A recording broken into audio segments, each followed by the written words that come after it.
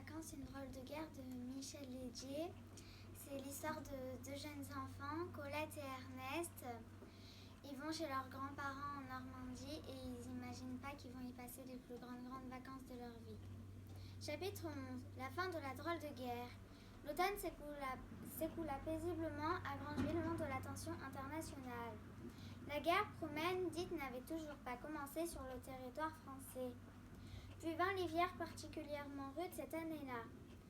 Malgré le froid, la petite bande œuvra d'arrache-pied à la construction de sa cabane qui prenait forme. Le poste d'observation voulu par Jean vit le jour et un toit de fortune couvrait bientôt la petite maison. Une échelle faite de branches découpées puis nouées y menait. Très régulièrement, Lucien envoyait des nouvelles rassurantes à ses enfants. Chaque lettre qui arrivait était un moment de joie et d'émotion mêlée. Mais si leur mère restait discrète à ce sujet, son état de santé ne s'améliorait pas. Quant à Robert, il était toujours mobilisé. Ernest et Colette avaient accepté l'idée qu'ils passeraient toute l'année scolaire chez leurs grands-parents.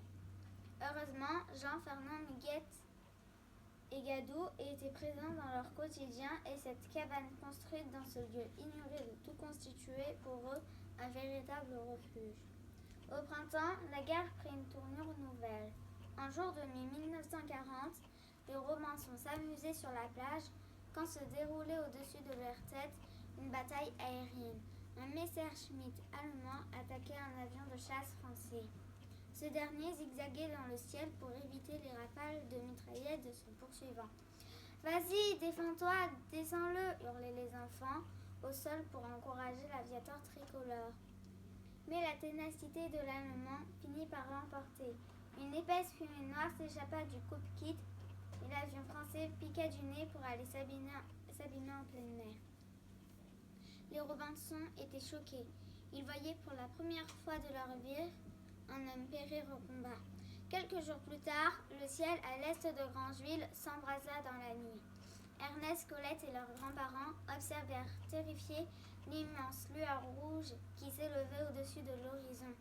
Les éclairs et les détonations d'un bombardement lointain leur parvenaient. « Bon sang de bonsoir !» s'exclama Papilou. « Dieppe est en train de brûler !» Les combats étaient désormais à leur porte et des temps beaucoup plus difficiles étaient à prévoir.